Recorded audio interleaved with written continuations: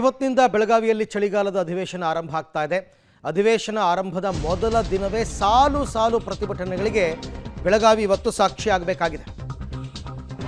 So ಇವತ್ತು ಮೊದಲ ದಿನವೇ ಶಕ್ತಿ ಸೌಧದವರೆಗೆ ಸಾಲು ಸಾಲು ಪ್ರತಿಭಟನೆ, ಸುವರ್ಣಸೌಧದವರೆಗೆ 11 ವಿವಿಧ ಸಂಘಟನೆಗಳಿಂದ ಪ್ರತಿಭಟನೆಗೆ ಸಿದ್ಧತೆಯಾಗಿದೆ.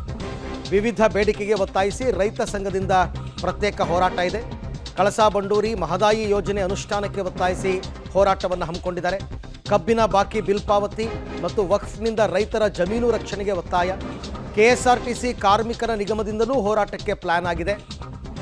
4 ವರ್ಷಕ್ಕೊಮ್ಮೆ ವೇತನ ಪರಿಷ್ಕರಣೆ ಮಾಡುವಂತೆ ಒತ್ತಾಯ. ಇದರ ನಡುವೆ ಪಂಚಮಸಾಲಿ ಮೀಸಲಾತಿ ಹೋರಾಟ ಕೂಡ ಇದೆ.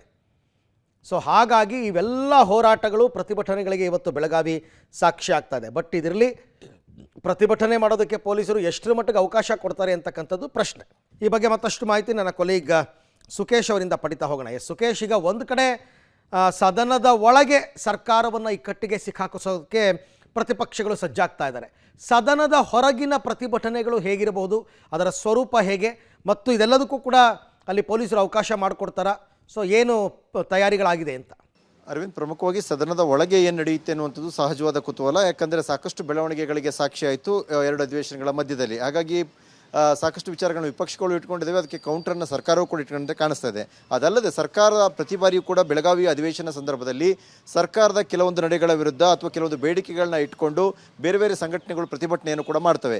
ಈ ಬಾರಿಯೂ ಕೂಡ ಅಂದರೆ ಇವತ್ತಿಗೆ ಸುಮಾರು 11 ವಿವಿಧ ಸಂಘಟನೆಗಳು ಬೆಳಗಾವಿಯ ಬೇರೆ ಬೇರೆ ಸ್ಥಳಗಳಲ್ಲಿ ಪ್ರತಿಭಟನೆ ಮತ್ತು ಸುವರ್ಣಸೌಧ ಮುತ್ತಿಗೆ ಅನ್ನುವಂಥ ಕಾರ್ಯಕ್ರಮವನ್ನು ಹಮ್ಮಿಕೊಂಡಿದ್ದೇವೆ ಅನ್ನುವಂಥದ್ದು.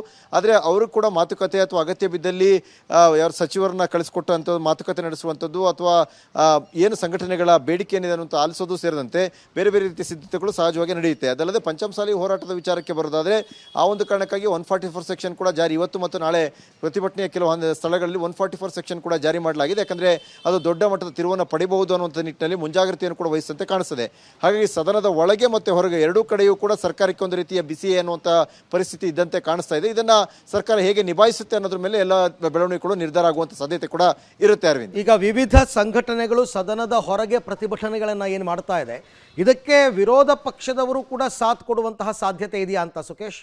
ಖಂಡಿತ ಹೌದು. ಯಾಕಂದರೆ ಸಹಜವಾಗಿ ಸರ್ಕಾರದ ವಿರುದ್ಧದ ಹೋರಾಟ ಅಂದರೆ ಈಗ ಸದನದ ಒಳಗಡೆ ವಿಪಕ್ಷಗಳು ಮಾಡ್ತವೆ, ಸದನದ ಹೊರಗೆ ಬೇರೆ ಬೇರೆ ಸಂಘಟನೆಗಳು ಪ್ರತಿಭಟನೆ ಅಥವಾ ಏನು ಬಂದ್ ಅಥವಾ ಮುತ್ತಿಗೆ ಈ ರೀತಿಯ ಒಂದು ಕರೆಯನ್ನು ಕೊಟ್ಟಿದ್ದಾರೆ. ಸಹಜವಾಗಿಯೇ ಕೆಲವು ಸಂಘಟನೆಗಳ ವಿಚಾರಗಳಲ್ಲಿ ವಿಪಕ್ಷ ನಾಯಕರುಗಳು ಕೂಡ ಸ್ಥಳಕ್ಕೆ ಭೇಟಿ ಕೊಡಬಹುದು ಅಥವಾ ಬೆಂಬಲವನ್ನು ವ್ಯಕ್ತಪಡಿಸುವಂಥ ಸಾಧ್ಯತೆ ಇದೆ.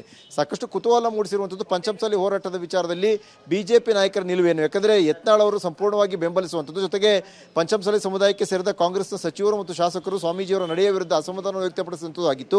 ಆದರೆ ಬಿಜೆಪಿ ಪಕ್ಷವಾಗಿ ಏನು ಮಾಡುತ್ತೆ, ಬೆಂಬಲಿಸುತ್ತಾ ಅಥವಾ ಏನು ನಿರ್ಧಾರ ಕೈಗೊಳ್ಳುತ್ತೆ ಅನ್ನೋ ಸಹಜವಾದ ಕುತೂಹಲ ಇದೆ.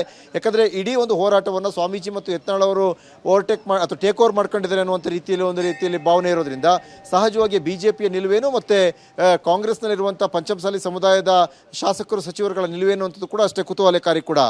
ರೈಟ್ ಸುಕೇಶ್, ಥ್ಯಾಂಕ್ ಯು ತಮ್ಮ ಎಲ್ಲ ಮಾಹಿತಿಗಾಗಿ, ಧನ್ಯವಾದ. ಸೊ ನೋಡೋಣ, ಮೊದಲ 2 ದಿನ ಬೆಳಗಾವಿ ಫುಲ್ ಹೀಟ್ ಆಗಿರುತ್ತೆ ಖಂಡಿತವಾಗಿ. ಪ್ರತಿಭಟನೆ ಮತ್ತು ಅದರ ಸ್ವರೂಪ, ಅದರ ತೀವ್ರತೆ ಹೇಗಿದೆ ಅಂತ ವೇಟ್ ಮಾಡೋಣ.